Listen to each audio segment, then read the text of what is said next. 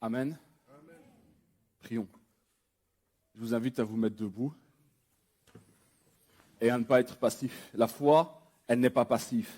C'est-à-dire que tu dois t'attendre à recevoir quelque chose de Dieu.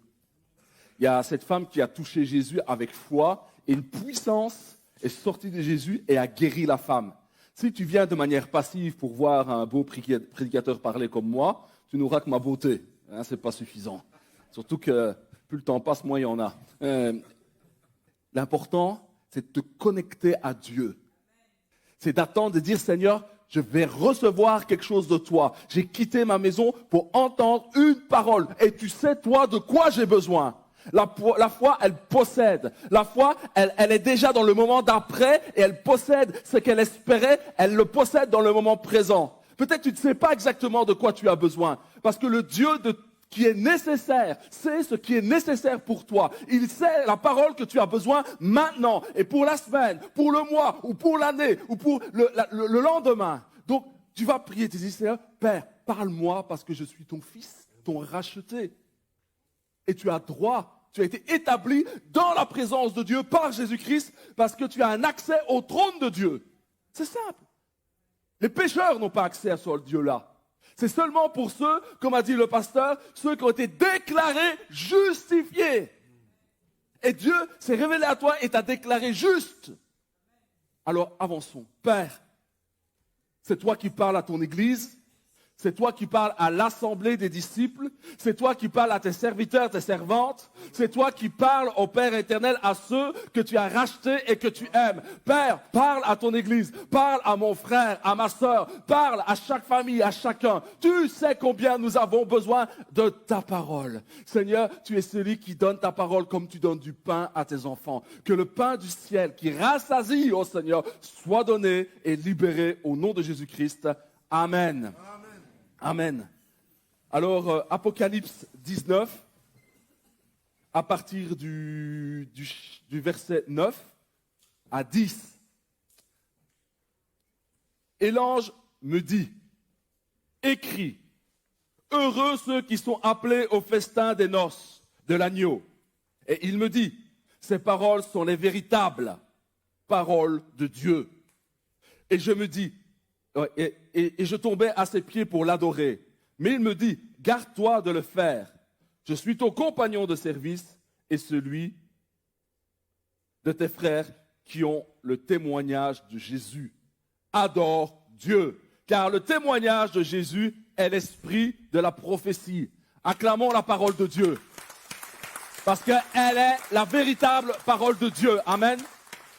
Donc, ce livre n'est pas la parole de Dieu. Ce livre est le seul à être la parole de Dieu. Vous voyez, ça, c'est des choses qui dérangeraient beaucoup d'autres personnes qui pensent avoir un livre de Dieu. Non, je vous assure, moi j'ai l'audace de dire que ce livre est le seul à être la parole de Dieu. Tous les autres sont disqualifiés. Et je n'ai pas peur parce que j'ai l'esprit de la prophétie. Quand je dis cela, je me tiens avec l'esprit de la prophétie.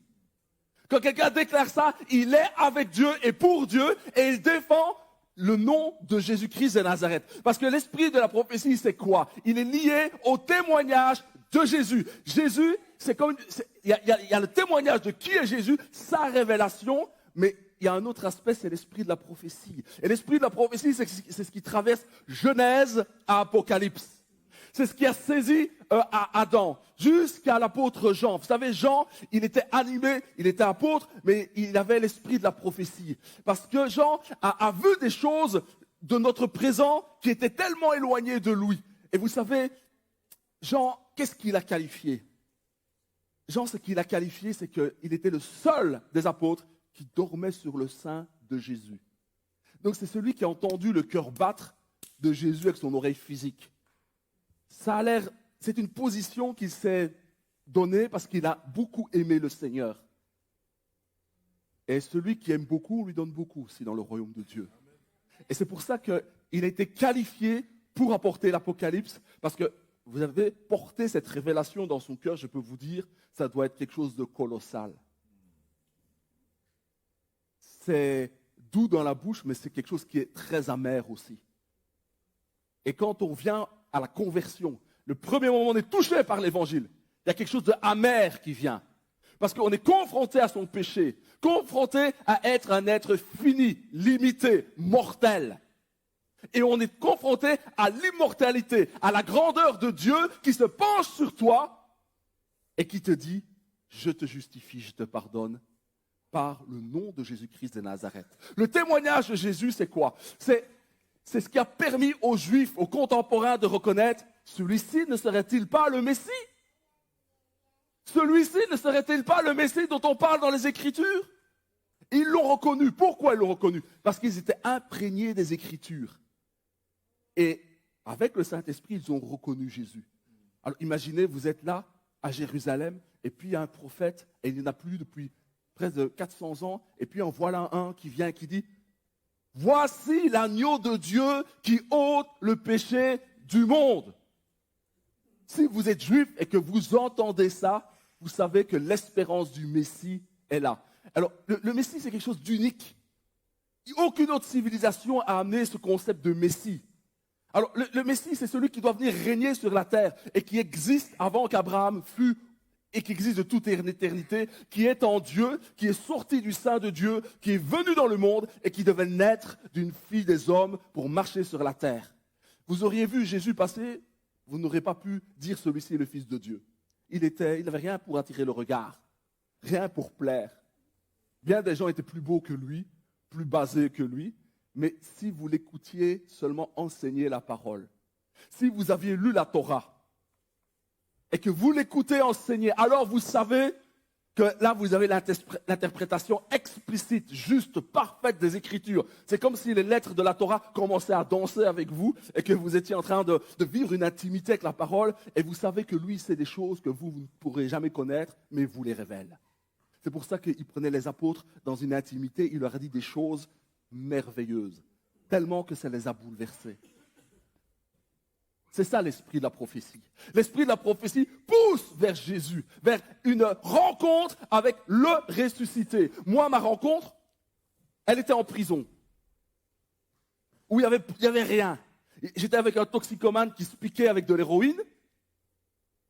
Il y avait sa seringue qui était là. Il a eu un différend avec un directeur, et le directeur a mis un objet prohibé dans la cellule. Alors on nous a mis au cachot.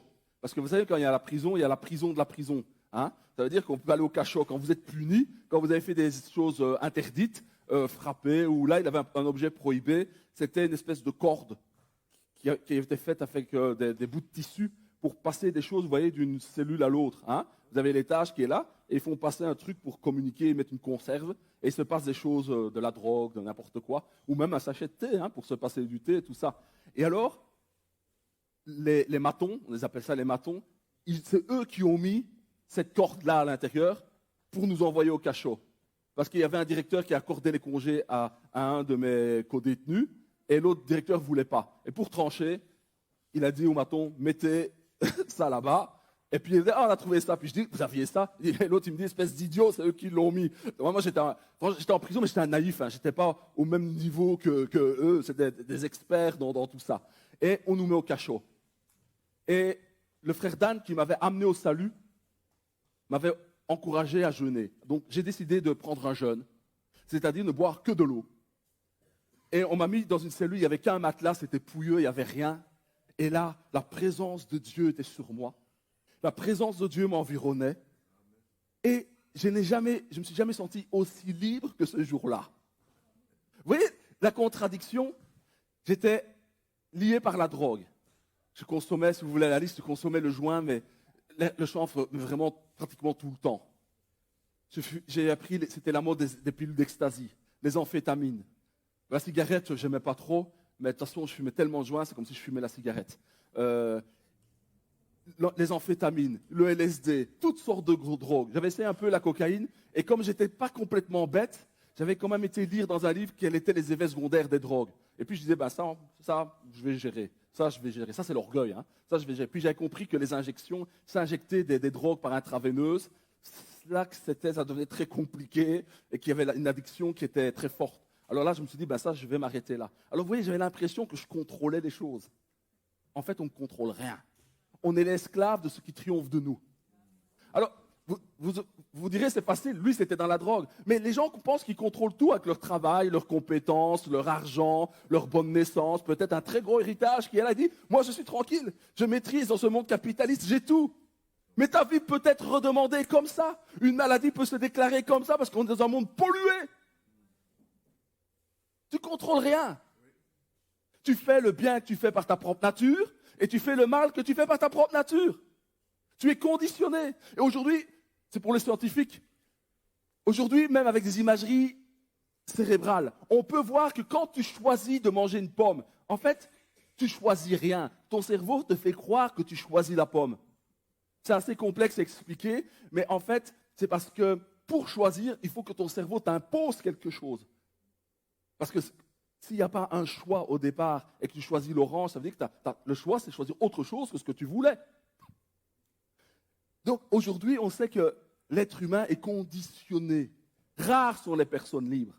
Et le plus grand moment de liberté qui arrive, c'est le jour où Jésus met devant toi la vie et la mort. Choisis la vie ou la mort. Choisis sur la vie, tu seras conduit par l'Esprit de Jésus-Christ et par le chemin de la mort, tu trouveras les démons, Bélial, le Satan et la destruction. Et ça, c'est le moment de choix où un homme est confronté. C'est le choix ultime d'une vie.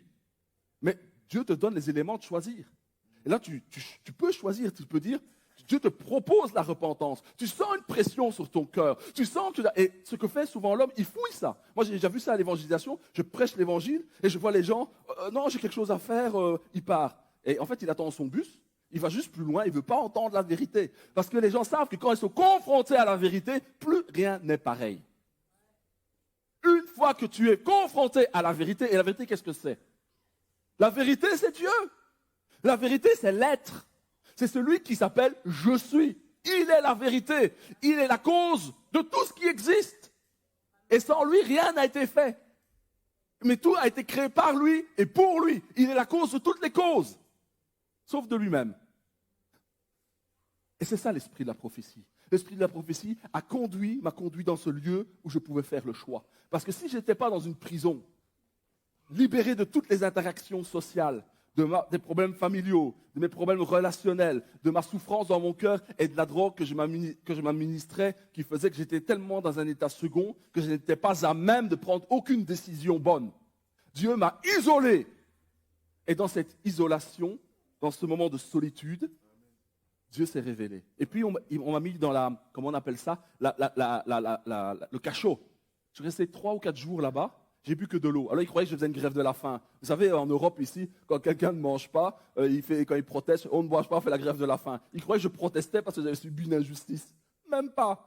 Non, j'étais juste en jeûne pour communier avec Dieu. Parce que le frère qui était sans papier, vous imaginez un sans papier, donc il n'avait rien fait, un converti, un vrai disciple de Jésus-Christ, il était en cellule avec moi. Heureusement qu'il y a des injustices dans ce monde. Parce qu'en 1996, c'est comme ça qu'on traitait les immigrés. On te prenait, on te mettait avec les criminels, parce que tu es un criminel quelque part. Il vient manger le pain. Les Français, il y a un sketch avec ça, vous voyez. Et puis, on le met dans un centre de réfugiés, et puis peut-être, si tu as la signature du roi, ben, tu peux rester ou pas. Et lui, il a été mis en cellule avec moi, et c'est lui qui m'a initié à l'évangile et qui m'a expliqué que Dieu m'aimait et qu'il était réel. Et il y avait un autre qui était avec moi dans la cellule, et moi je l'écoutais. Et à un moment, il nous a invités à prier, et je me souviens que l'autre, ça le répugnait. Moi aussi, mon premier sentiment humain, je m'en souviens très bien, c'est très net. Je me souviens que c'est comme s'il y avait une répugnance à m'humilier devant Dieu. En fait, c'était mon orgueil. C'est l'orgueil que nous avons tous, surtout les hommes et un peu moins les femmes. Mais nous avons tous cet orgueil. Et c'est comme si ça me répugnait de remettre mon pouvoir et de me soumettre à Dieu en disant oui, j'ai péché. Oui, si je suis arrivé à là, j'ai péché. Oui, si je fais ça, je mérite les conséquences du péché. Et si l'enfer s'ouvrait aujourd'hui, je mériterais l'enfer. Mais, tu t'es révélé à moi et tu m'as montré que tu es mort pour mes péchés, que tu as été frappé, humilié, rejeté pour que je n'aie pas à répondre de la condamnation que je méritais et tu me déclares juste. Voilà, le moment de conversion s'est fait. Alors, il y a eu un dilemme entre un prêtre, parce que j'ai demandé un évangile, je n'avais pas d'évangile à ce moment-là, parce que mon frère était parti. Et j'ai demandé un évangile et le prêtre m'a donné un évangile des Gédéons. Et j'ai commencé à discuter avec le prêtre et avec ceux qui étaient dans ma cellule. Et j'ai dit non, pour être sauvé, il faut se réconcilier avec Dieu, croire du cœur et confesser de la bouche pour faire une alliance avec Dieu dans la mort et la résurrection de Jésus pour être sauvé. Et il donne son esprit. Et eux, ils me disaient non, non, le prêtre a dit Dieu, il est amour, il va sauver tout le monde. Ah, j'ai dit non, non, non, non, c'est pas ce qui est écrit. Dès le début, il y avait un bras de fer qui était là. Puis je parlais avec le prêtre, puis le prêtre me dit t'as fait la théologie, toi? Et quand je disais avec lui, ben, je dis non, c'est écrit là. Mais comme j'avais rien à faire, j'ai fait que lire, que lire, que lire. Quand je lisais les Écritures, je pleurais. Je pleurais ici, je pleurais là-bas. Parce que mes yeux se sont ouverts sur ma manière d'être et de me comporter. J'ai remarqué que j'étais un fameux égoïste. Un fameux égoïste. Souvent, les drogués, c'est des égoïstes. Ils ne pensent qu'à eux, à leurs sensations, à leur bien-être. Et ils se moquent de tous ceux qui sont autour de là. L'alcool est une drogue. Hein. Le travail peut être une drogue aussi. Hein. Les femmes peuvent être une drogue. Hein. La sexualité peut être une drogue. En fait, c'est quand on met ses désirs, ses passions au-dessus de Dieu. On devient l'esclave de ce qui triomphe de nous. Et être libre, c'est quoi? Le libre, celui qui est libre, c'est celui qui est capable de dire non et de dire oui. Alors, il y a des gens qui disent, je contrôle, je gère, mais tu ne sais pas dire non. Tu ne peux pas dire non à ton patron et dire, je prends congé, je vais passer du temps avec ma femme et mes enfants pour avoir des moments de qualité. Tu ne sais pas dire non, parce que dans le travail, tu maîtrises, tu règnes, tu es comme un dieu dans le travail, tout réussit. Mais à la maison, tu ne gères rien du tout. Tu ne sais pas montrer de la tendresse à ton épouse, tu ne sais pas l'écouter, tu ne sais pas être tendre, tu ne sais pas passer du temps avec tes enfants. Tu es l'esclave. Tu ne peux pas aimer, tu ne peux pas te réjouir de ce qui est essentiel. Tu es l'esclave. Mais Jésus libère de ça. Parce que Dieu est amour. Un amour qui se met dans l'action. On n'a pas été fait pour travailler. On a été fait pour aimer. Et le travail de Dieu, quand il crée, c'est avec amour qu'il crée. Il se donne dans sa création.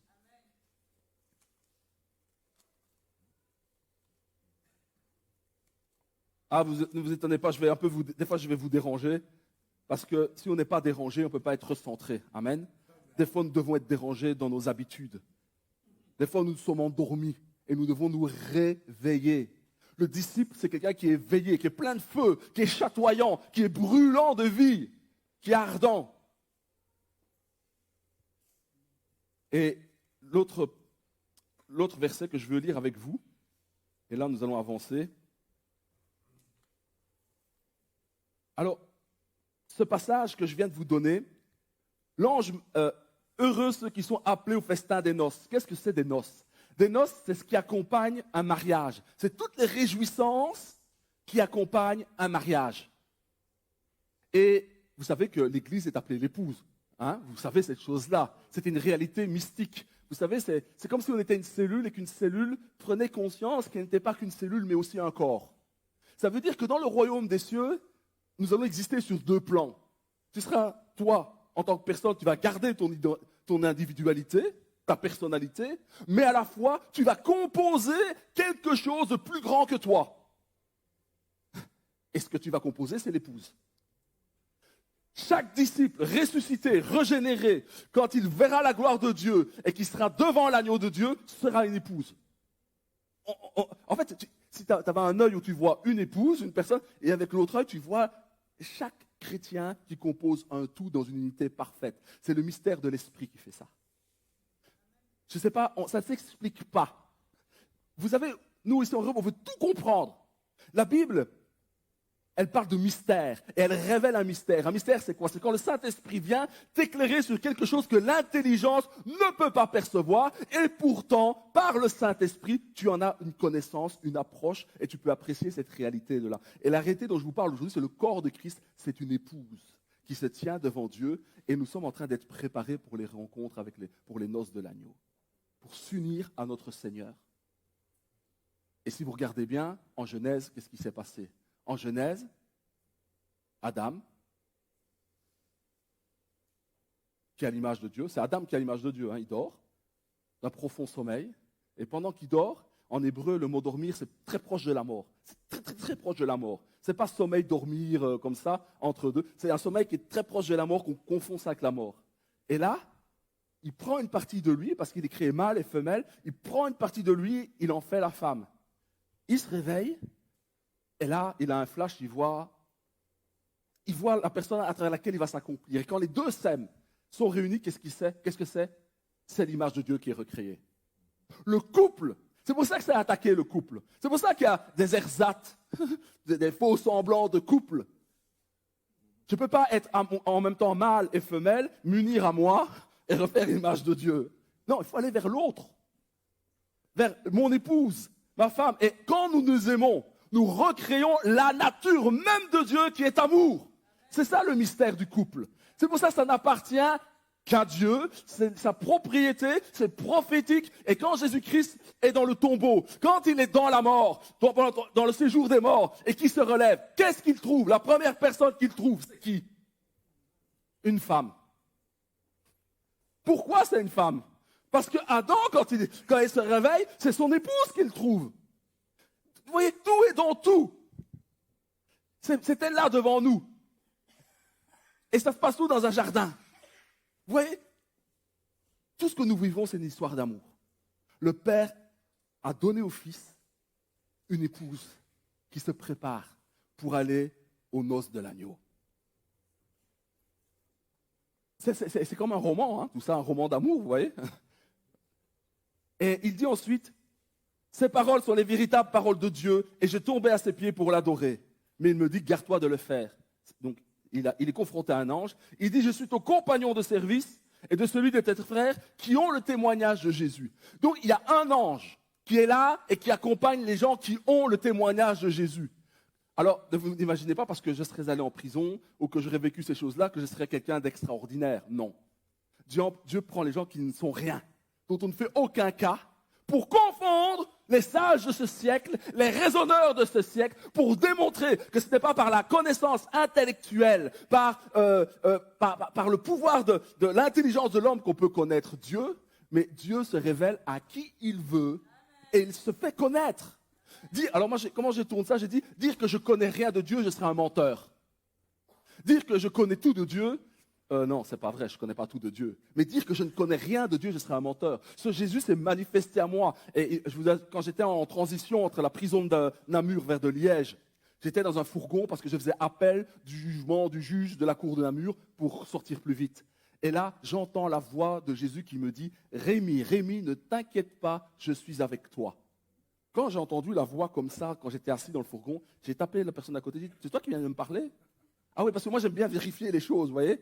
Hein, c'est peut-être que quelqu'un m'a parlé, hein? C'est toi qui m'as parlé? Non.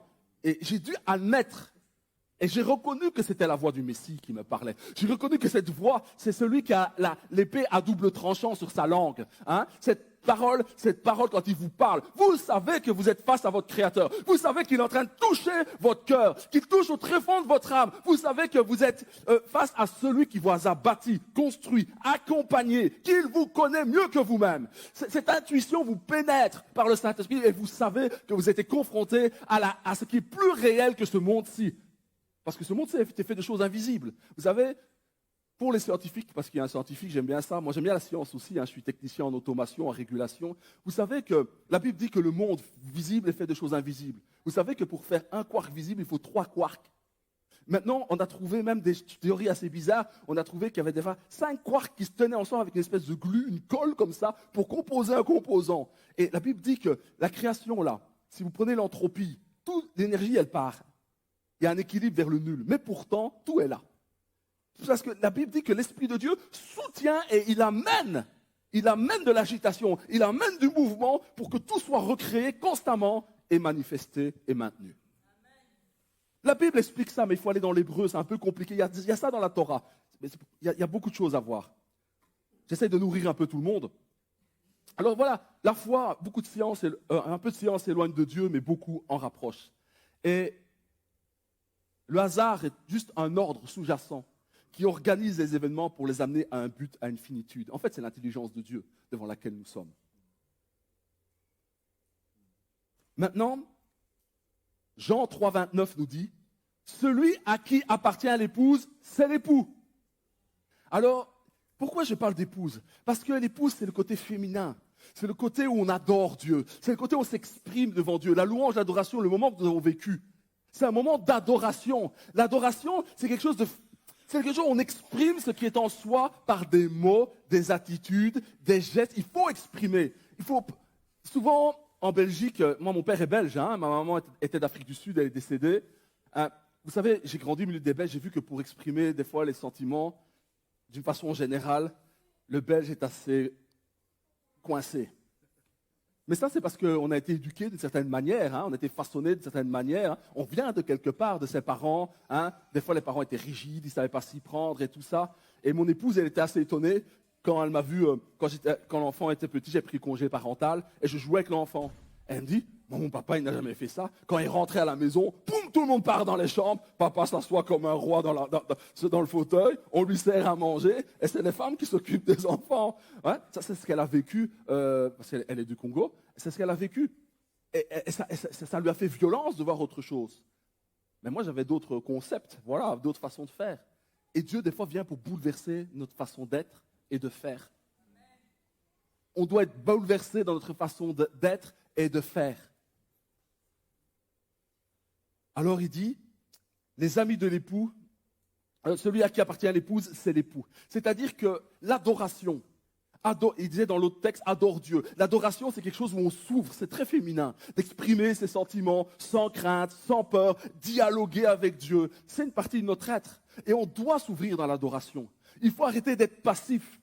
Sinon, vous ne profiterez pas à 100% des cultes. Moi, quand j'étais là, j'avais les larmes aux yeux de la présence de Dieu. J'ai bouleversé. Même, je vous assure, il y a ma main qui commence à trembler, mon corps commence à trembler. Parce que je suis connecté à la présence de Dieu et je ne m'en prive pas. Alors, comment on fait pour se connecter, adorer? Eh bien, il faut s'oublier soi-même. Il faut surtout, vous voyez, c'est l'équation, c'est l'inconnu, c'est toi. Il faut l'exclure, tu la mets de côté. Et tu ne t'occupes que de chanter, que de louer Dieu. Alors, un jour, je raisonnais en moi-même, je disais, j'aime pas trop ce chant-là, ni celui-là. Et puis le Saint-Esprit me dit, mais tu es venu pour quoi? Tu es venu pour chanter des chants pour toi ou pour le Père? Le jour où j'ai compris ça, que j'aime un chant, parce qu'il y a des chants qu'on préfère, hein. Moi, il y a des chants, je chante ça, directement, je suis connecté à Dieu, ça marche bien. Mais en réalité, les cultes, c'est pas pour nous.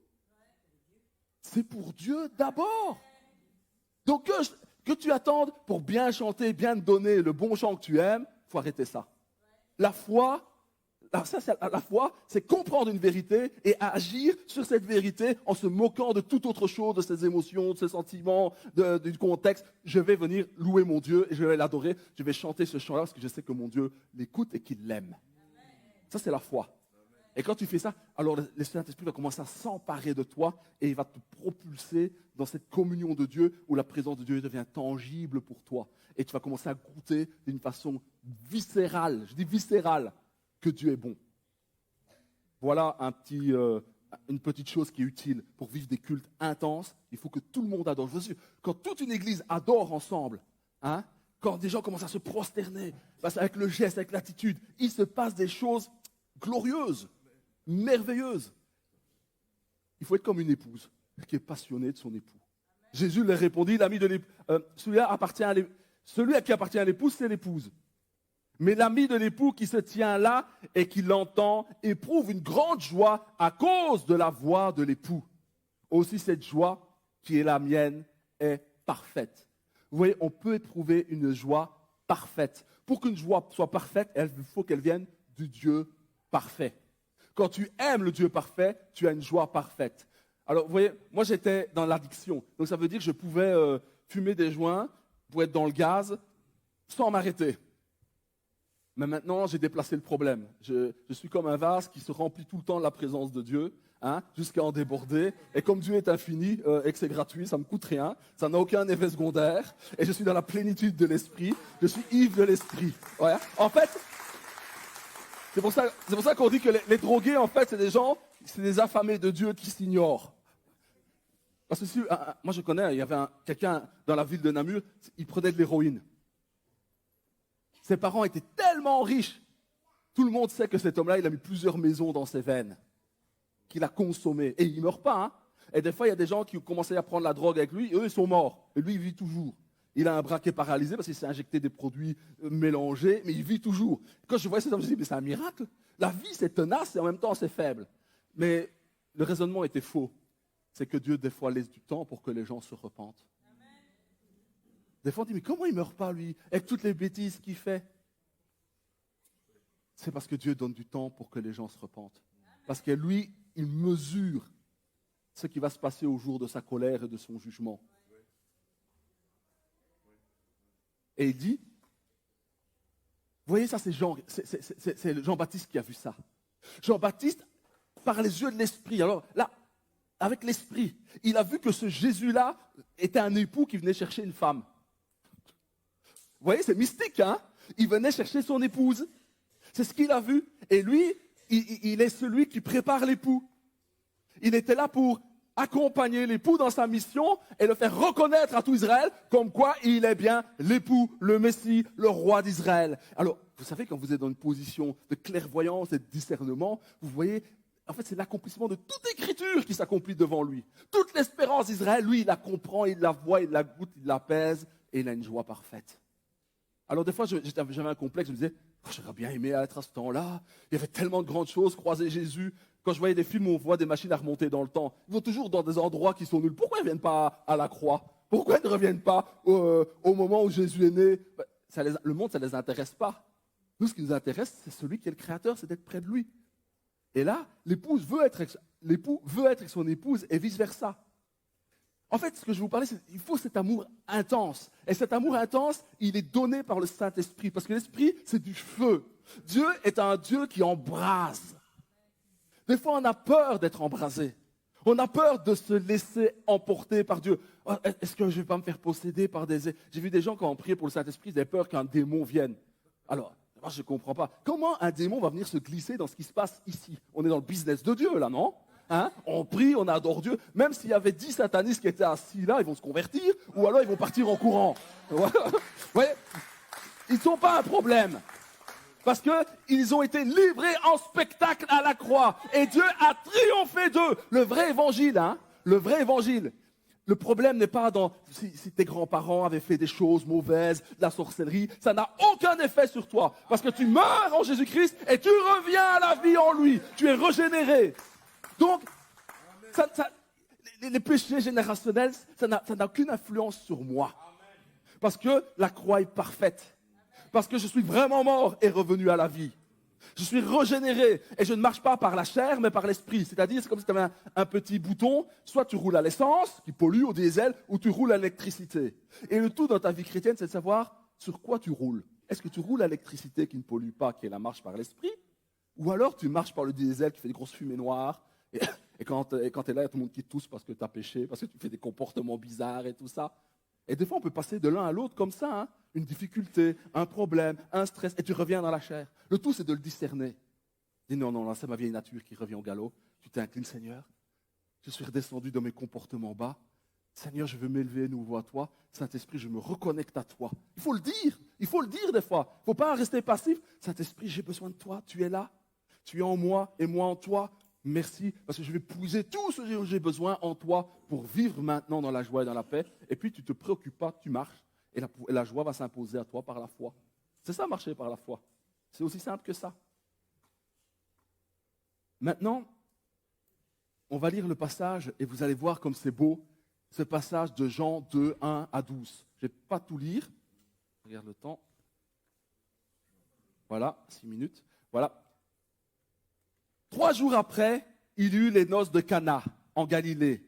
La mère de Jésus était là, et Jésus fut aussi invité aux noces avec ses disciples. Vous voyez où je veux en venir? Les noces, hein, qui accompagnent les réjouissances. Parce que les mariages, on s'amuse toujours bien, on mange, c'est chouette. Surtout les mariages congolais. Hein. Alors là, moi, j'ai marié une Congolaise, et j'ai été à tellement de mariages congolais. J'aime trop ça.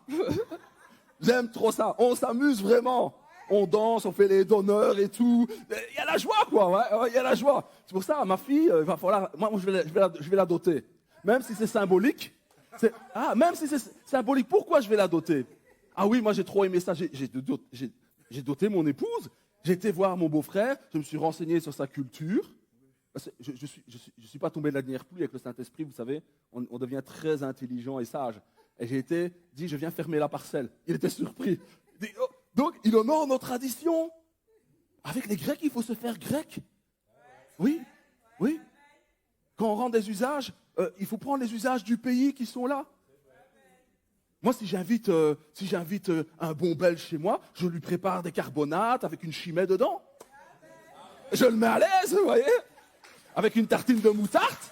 Hein? Ouais. Ouais, voilà. Le mariage, c'est la joie. Et il dit, le vin ayant manqué, la mère de Jésus lui dit, ils n'ont plus de vin. Jésus lui répondit, femme, qu'y a-t-il entre toi et moi? Mon heure n'est pas encore venue. De quoi il parle? L'heure de me manifester à tout Israël. L'heure de faire un miracle qui indique que je suis approuvé de Dieu. Le miracle vient de Dieu. Tout Israël savait que Jésus avait ressuscité, fait des miracles. Tout le monde savait que personne ne pouvait faire ce qu'il a fait. Ressusciter un homme, Lazare, après 3 jours. Alors des fois on demande, ouais, pour être guéri, est-ce qu'il faut la foi? Ben, Lazare, où il a trouvé la foi pour ressusciter? On se le demande, hein? On se le demande. C'est l'autorité. Et vous savez qu'on ne le voit pas comme ça dans le texte, hein, mais quand on voit en grec, on ne peut pas invoquer les morts. Donc quand vous dites, vous appelez un mort par son nom, c'est proscrit dans la Bible. En fait, Jésus n'a pas dit le prénom de Lazare. Il a dit, toi qui es là-bas, de là-bas, viens ici. C'est ça qu'il a dit. Le texte en grec, c'est ça. Donc de son autorité, il dit, toi qui es dans le séjour des morts, de là où tu es, viens jusqu'à moi. Et son esprit de vie est revenu en lui et il est revenu à la vie. Pour ça, des fois, il y a des choses qui nous échappent. Et il y a une cohérence dans les Écritures qui est formidable. Et là, Marie savait qui était Jésus. Elle a vu les mages, elle a vu les anges, elle a vu les prophéties quand il entrait dans le temple. Cette vieille femme qui a reconnu le Messie, alors qu'il n'était qu'un bébé. Pourquoi? Parce qu'elle avait l'esprit de la prophétie. Parce qu'elle était dans l'attente de quelque chose que Dieu avait dit qu'il allait accomplir. Siméon aussi, il a reconnu que cet enfant-là, quand la circoncision, qu'il était le sauveur d'Israël. Comment on peut voir? Il y a plein d'enfants qui venaient. L'esprit de la prophétie. Et vous avez reçu le Saint-Esprit. Nous avons tous le Saint-Esprit en nous. Nous avons le Saint-Esprit, c'est par lui que nous goûtons combien Dieu est bon. Et par cet esprit de la prophétie, ça veut dire que quand nous voyons une situation, nous allons la voir avec le regard de Dieu. Un jour, il y avait quelqu'un qui me prend... J'étais dans une brocante. Et puis, il y a quelqu'un qui vient, dit, ancien Rémi, viens vite, viens vite, viens vite. Il y a quelqu'un qui est en train de faire une crise d'épilepsie. Ouais, ok. Moi, je me laisse conduire. C'est ce que j'ai appris avec Dieu. Je me laisse conduire. Parce que quand vous priez, vous dites, Seigneur, je veux obéir à toi. J'aime trop quand tu te manifestes et ta gloire. J'aime d'être dans le miracle avec toi et te voir faire des choses surnaturelles. Ça, c'est mon cœur qui est comme ça. Alors, quand quelqu'un me dit, viens Rémi, il y a quelqu'un qui fait une crise, moi je le suis. Je dis, ah ben Dieu est en train de me conduire quelque part. Vous voyez? Et il y avait ce monsieur qui était en train de faire sa crise d'épilepsie, qui était là. Je pose la question à la dame. Je lui dis, est-ce que vous me permettez de prier pour votre mari qui est là? Et je lui dis, j'étais pas pasteur, mais pour faire simple, je lui dis, je suis pasteur. C'est de la communication. Hein? Elle me dit, oui, oui, oui, priez. Et là, j'ai appelé, comment c'est son prénom? J'ai appelé le monsieur. J'ai dit, toi, réveille-toi maintenant. Et il est revenu à lui. Vous savez, quand on fait une crise d'épilepsie, hein, il faut du temps pour se restaurer, récupérer, parce que c'est un orage électromagnétique dans le cerveau. Enfin, il y a toutes sortes de choses qui arrivent. Et le monsieur s'est mis assis. Et il a été mieux tout de suite. Tout le monde, il y avait plein de gens autour de moi parce que j'étais en train de prendre autorité. Hein. J'ai dit, au nom de Jésus-Christ, reviens maintenant. Je te libère de cela au nom de Jésus-Christ. Quand je ne sais pas ce que c'est la cause, je dis, esprit d'infirmité, lâche-le. Et il revient. Alors évidemment, vous avez fait ça dans une brocante. Le monsieur, il fait ça, puis il revient. Il y avait des gens, ils ont applaudi.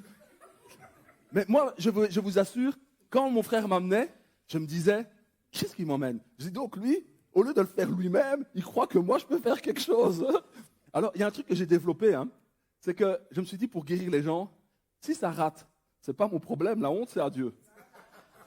Moi, je fais que d'agiter les mains, toucher un peu, parler un peu, et puis c'est lui qui fait tout.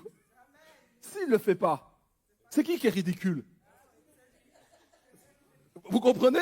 Alors, vous voyez, mécaniquement, et des fois, je peux avoir plein de doutes en moi. Il y a des pensées de doute. Mais quand tu te lèves et que tu imposes les mains, tu as obéi, oui ou non? Il a dit, vous imposerez les mains aux malades. Si tu y vas avec des doutes et dis, est-ce que ça a marché, pas marché? J'ai appris à ne pas considérer mes pensées. Elles sont là quand même.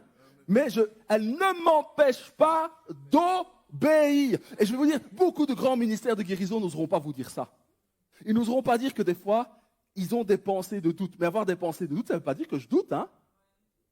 Quand je me mariais, j'ai dit, est-ce que j'ai fait le bon choix? Hein? Est-ce que j'ai vraiment fait le bon choix? Et on se pose cette question-là hein, au moment où ça avance. Mais tu y vas quand même parce que il y a un moment, tu remanages tout devant toi et tu te dis, est-ce que j'ai fait le bon choix? Ben oui, j'ai fait le bon choix. Le doute s'évacue à un moment parce qu'il y a des prises de décision. Et vous savez pourquoi j'ai appris ça? Hein? Pourquoi Dieu ne guérit pas tout de suite? Dieu va permettre que tu fasses un échec, 2 échecs, 3 échecs. où il ne se passe rien. Pourquoi? Pour voir si tu vas continuer. Pour voir si dans cette affaire de guérison, tu cherches ta gloire ou la gloire de Dieu. Vous comprenez? Et ça, beaucoup de gens ne réussissent pas ce passage-là. Parce que quand tu es rempli d'orgueil, la personne dit « Ah, mais je n'ai pas été guéri. Et toi, tu dis « Je suis nul. Ah, moi, j'arrête cette histoire-là. Le Seigneur m'a ridiculisé. » Non, non, ce n'est pas comme ça qu'il faut penser. Alors, terminons avec ce texte. Jésus va à un mariage. Et il dit, et il y avait là 6 vases de pierre destinés aux purifications des Juifs, et contenant chacun 2 ou 3 mesures. Jésus leur dit, remplissez d'eau ces vases, et ils les remplirent jusqu'au bord.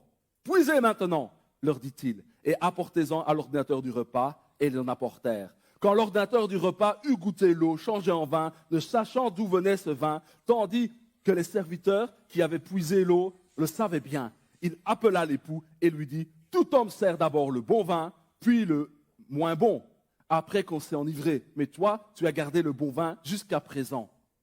Tel fut à Cana en Galilée le premier des miracles que fit Jésus. Il manifesta sa gloire. Et ses disciples crurent en lui. C'est à ce moment-là que les disciples ont mis leur confiance en lui. Est-ce qu'ils comprenaient tout? Non. Est-ce qu'ils savaient tout? Non. Mais ils ont décidé de mettre leur confiance. À cause de quoi? D'un miracle. Qu'est-ce que c'est que les 6 jarres? Les 6 jarres représentent le 6e jour de la création. Le 6e jour, qui a été créé? L'homme. L'homme, c'est 6. 6, c'est 7 moins 1. Ça veut dire que l'homme, il lui manque un truc pour arriver à la perfection. 7, c'est la perfection. C'est-à-dire que l'homme ne peut pas s'accomplir lui-même. Il a besoin de recevoir quelque chose qui vient de l'extérieur, qui est l'Esprit de Dieu, qui est l'Esprit de la prophétie, qui est l'Esprit du Messie, pour devenir une plénitude qui reflète la gloire de Dieu. Et c'était de l'eau. C'est-à-dire l'eau, c'est la pureté. L'eau, c'est les eaux qui servaient aux ablutions pour les purifications. Ça veut dire que pour que l'eau passe au vin et qu'il y ait un miracle, il faut la pureté. Il faut que tu sois délivré de toute culpabilité. Il faut que tu arrêtes de t'accuser. Il faut arrêter de mettre la pression sur toi en te culpabilisant. Je suis pas assez ceci, je suis pas assez cela. Là, Dieu te justifie, Dieu t'aime et il met son esprit tout puissant, tout capable en toi. Tu es une créature merveilleuse et il te dit que les choses anciennes sont passées. C'est-à-dire, tu n'étais qu'une eau trouble qui a été purifiée et quand tu reçois le Saint-Esprit, tu deviens quoi? Tu deviens du vin qui donne la joie. Les gens viennent puiser dans ta vie et ils se réjouissent. Et le vin était donné à tous. Et le vin de la fin était meilleur que celui du début. Alors, vous voyez pas, dans toute cette narration, il manque quelqu'un. Mais où est l'épouse? Vous voyez, on lit le texte, on voit tout, mais il manque l'épouse. Jésus est allé dire, elle est où mon épouse? Jésus est allé au mariage. Ça, je transporte dans un autre niveau prophétique. Jésus est venu voir son épouse. Premier miracle, il change l'eau en vin, un mariage, et il cherche, il n'y a pas d'épouse. La seule personne qu'on ne nomme pas, c'est l'épouse. Elle brille par son absence. Parce que l'épouse va naître quand Christ sera crucifié, qui sera ressuscité, il devra monter à la droite du Père, et alors quand le Saint-Esprit va descendre sur les 120, l'Église va commencer. L'épouse va exister. L'épouse a 2 composantes. Ce sont les Juifs convertis à Jésus.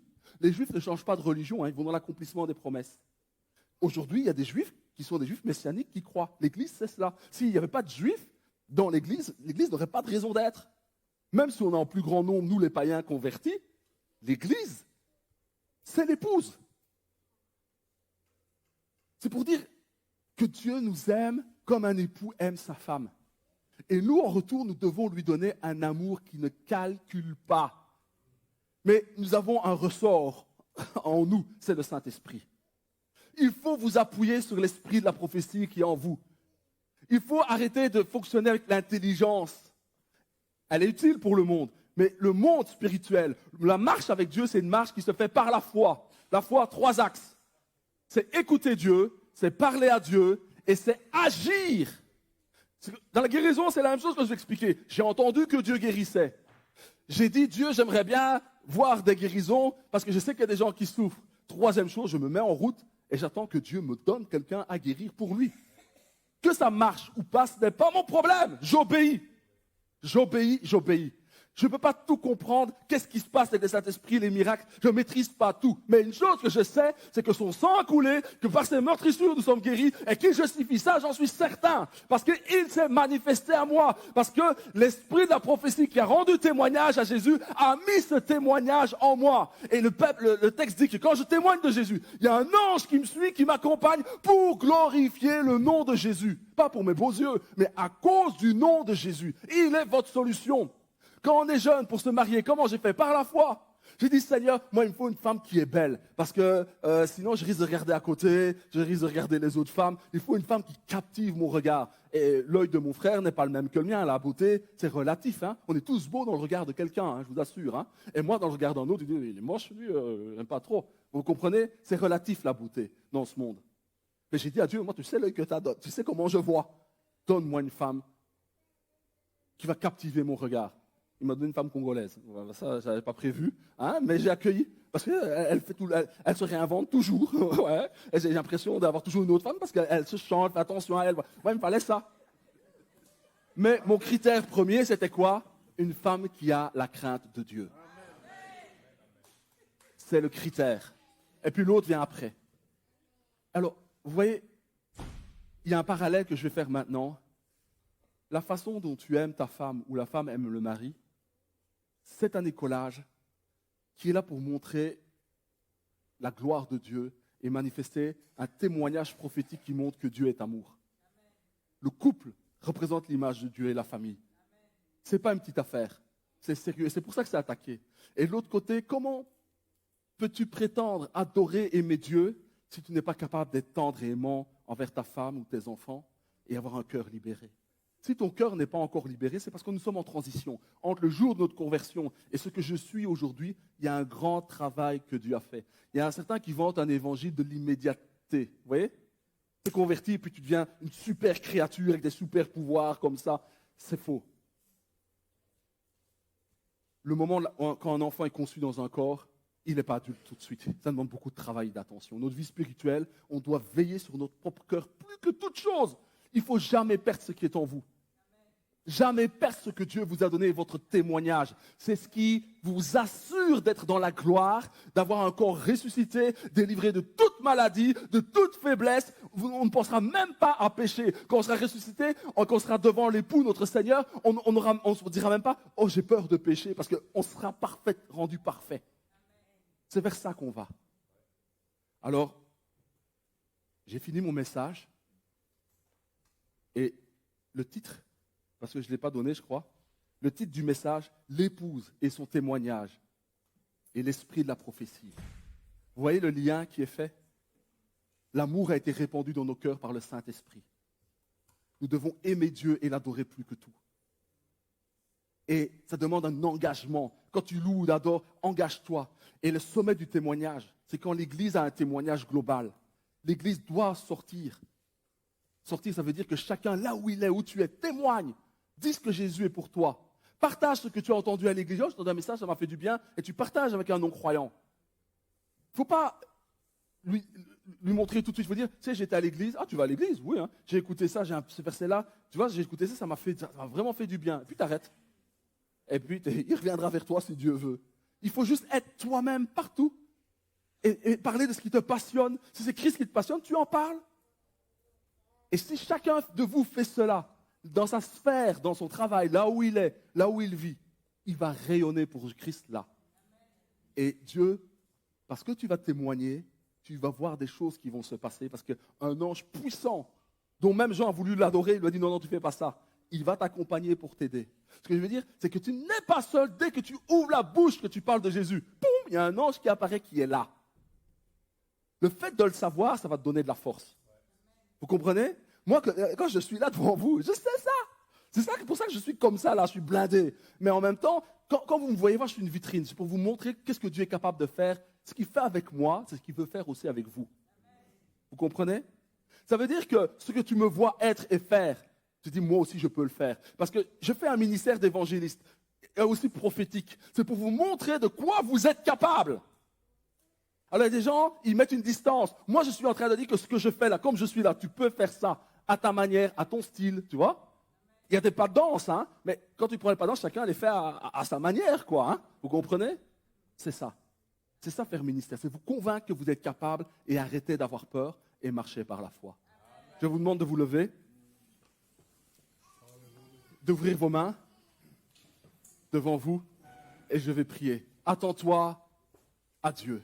Seigneur Père, je déclare au nom de Jésus-Christ de Nazareth que le témoignage de ton épouse ici à Péroué, au Père éternel, est agissant. Mon frère et ma sœur qui sont là, à partir d'aujourd'hui, ils témoignent, ils parlent, ils agissent, parce qu'ils écoutent ta parole et qu'ils aiment ta parole. Ton Église, ton serviteur et ta servante, parce que tout disciple accompli sera comme son maître. Esprit de Dieu, touche mon frère, touche ma sœur, délie sa langue, délie sa bouche, délie son cœur, qu'il s'exprime librement de ta parole, qu'il soit ce témoin fidèle, au Seigneur, pour témoigner de ta mort et de ta résurrection. Et que Seigneur, qu'il n'oublie jamais, oh Seigneur, qu'il se prépare pour les noces, pour les fiançailles avec l'époux. Seigneur, qu'à partir de ce jour, que celui qui doutait de l'amour de Dieu ne doute plus de son amour. Comme on est certain que le soleil se lève, ainsi il est aussi certain que l'amour de Dieu est là. Mon frère, ma soeur, je t'ai dit que Jésus ne perd aucun de ce que le Père a donné. Tu as été pris du Père, tiré de là où tu étais, et il t'a pris, et il t'a donné à Jésus. Et Jésus ne perd aucun de ceux qui sont à lui. Sauf le fils de la perdition.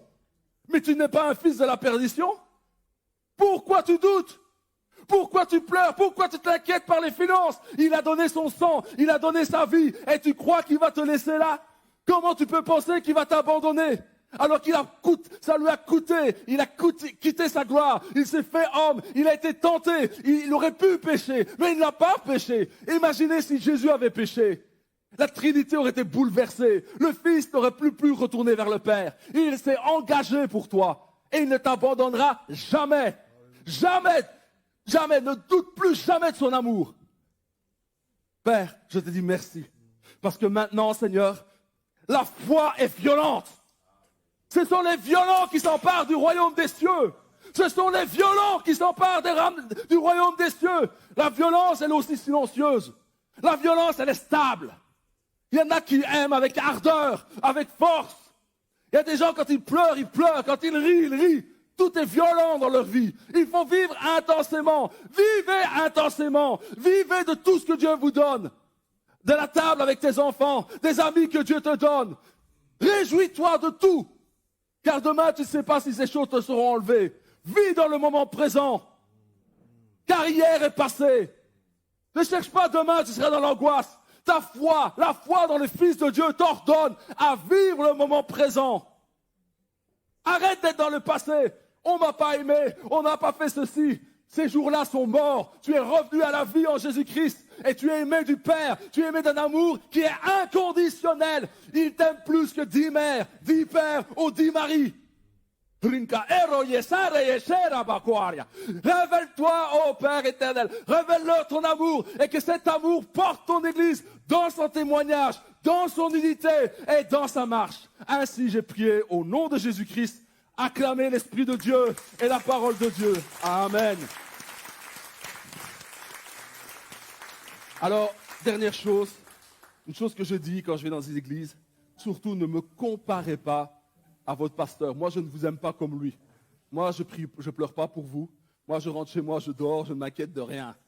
Mais lui, il vous porte. Parce que les chrétiens, des fois, vous comparez. Oh, mais lui, est-ce qu'il ne serait pas... Je suis différent. Et on se complète. Je ne peux rien faire tout seul. J'ai besoin d'un ministère pastoral pour faire les choses d'un pasteur. Et un pasteur a besoin d'un ministère d'évangile pour faire ces choses. Mais surtout, voyez que c'est Dieu qui agit pour vous parce qu'il vous aime.